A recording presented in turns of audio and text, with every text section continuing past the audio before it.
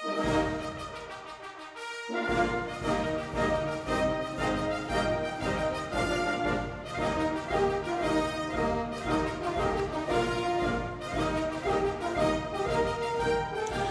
week in Limbourgeois. Volle restaurants met de kerstdagen en een kerstfeest in rust en bezinning in een kasteel.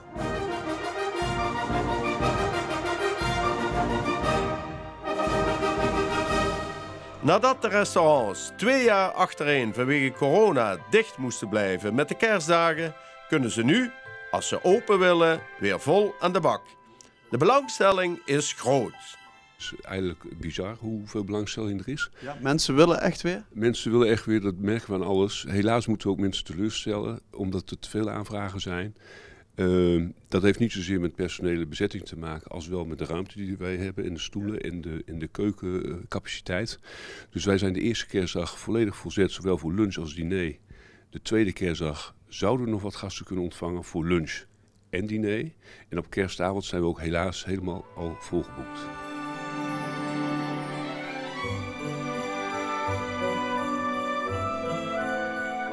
Drukte, veel belangstelling. Lukt het ook om het allemaal te handelen qua handen in de keuken en in de bediening? Ja, wij mogen ons gelukkig prijzen. Door de jaren heen hebben we al ons personeel weten vast te houden. En de jongens, met name in de keuken, hebben ook echt veel vleugels gekregen door de belangstelling van de laatste jaren. Dus wij zien de kerst heel graag tegemoet. Zijn het vooral met kerst de vaste gasten gedurende het jaar? Of zijn het mensen die specifiek alleen met kerst komen of toeristen?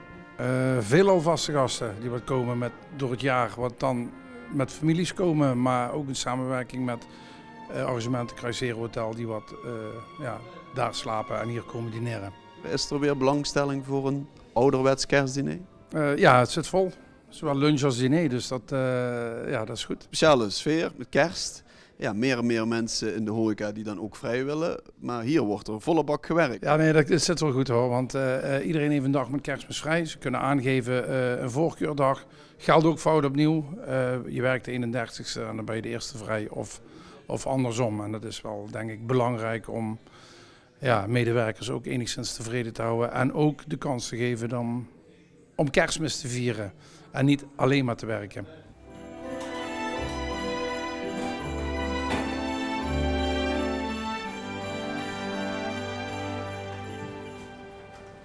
Waar eigenlijk al een aantal maanden terug zat het eigenlijk al vol. Gasten die heel snel gereserveerd hebben natuurlijk om een plekje te krijgen. Zowel kamers als diner, 's avonds, lunch.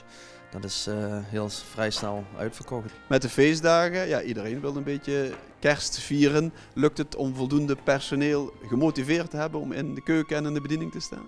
Ja, absoluut. Ik moet zeggen, over personeel, dat hebben we eigenlijk top staan. Al sinds 1,5 jaar dat we hier zijn, hebben we eigenlijk geen probleem met personeel. En eigenlijk wel echt iets om trots op te zijn.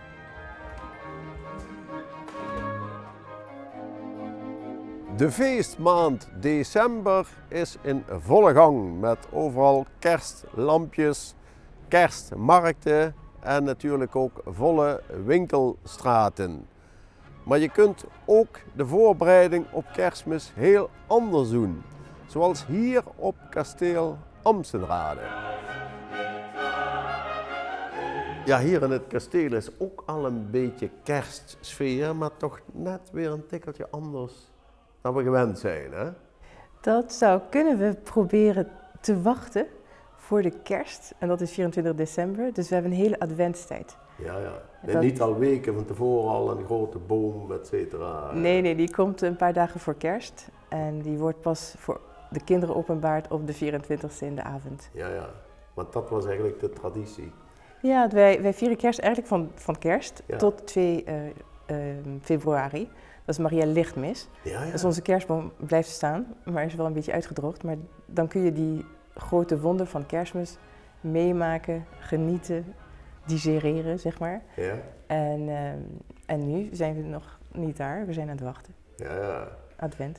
Ja, want wellicht ook door de commercie, denk ik, is die kerst, althans de aanloop naar de kerst, is eigenlijk een stuk naar voren gehaald. Hè? Je ziet nu al overal kerstbomen, versieringen, lampjes buiten, etc. Maar vroeger was dat nog niet zo, denk ik. Hè? Ik weet niet, maar het is wel waar dat licht een belangrijke rol speelt in het advent. Dat er meer lichtjes in de straten zijn, dat kan ik wel begrijpen. Je hebt heel veel feesten in de tijd van december. Je hebt Santa Lucia bijvoorbeeld. Ja. Dat is ook weer het licht brengen in de donkerheid. En dat is waar het advent te maken mee heeft. Het wachten voor meer licht en het ontvangen van het licht. En die sprong van licht in de ogen van de mensen. Ja. En als het te veel door de commercie wordt overgenomen, dan gaat dat licht misschien een beetje doven. En rust is daarbij heel belangrijk. Ik denk het wel. Ik denk inderdaad, met kerst hoor je veel van familie bij elkaar komen, met elkaar praten en de tijd nemen voor elkaar. En ja, tijd is heel belangrijk, ja. Maar tijd in rust is nog meer waard, zeg maar. Als je met elkaar rent en schreeuwt en dat je zo uitgeput bent voor dat kerstdiner dat je gewoon helemaal niet meer over kerst wil horen praten, dan heb je je doel overtroefd, zeg maar. En hier is er een soort kribbe, maar toch weer anders dan ik het ken.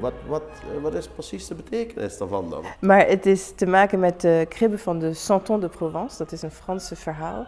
En er komen allemaal personages tevoorschijn, die hebben allemaal een verhaal. De Santon, wat is Santon, dat zijn, ja, ik zal het misschien laten zien. Ik weet, het is een beetje, dat heeft de groottante van mijn man gemaakt, dus die zijn heel oud. En ieder avond kan een kind zeg maar één uitpakken en klaarzetten. En die krijgen dus ieder jaar een andere positie en die hebben een verhaal. Of dit is de herder eigenlijk. Nou, dus de schaapjes staan er al. Ja. En die is dan, daar is een wolf en dan is er een man die gaat een kip stelen. En dan is de politieman die hem aanhoudt. En dan is er een meisje die wegrent en de molenaar die is gedeprimeerd omdat zijn vrouw is overleden. Maar allemaal komen ze bij die kribbe uiteindelijk. Iedereen vindt bij dat kindje de vrede. Dat is heel erg mooi. Als u dan hier staat met uw gezin, denkt u dan ook nog aan de wereld van vandaag met alle onrust? Ja, zeker. Ja. Ik denk dat juist het verhaal van Maria en Jozef, ze zijn op weg, ze zijn uit hun huis moeten gaan terwijl zij hoogzwanger is. Dus totaal niet voorbereid.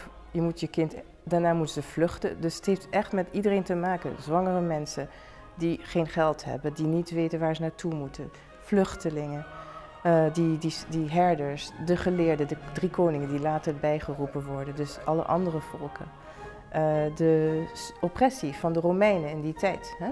Iedereen kan zich betrokken voelen met het kerstverhaal. In die zin. Zelfs de ezel en de os.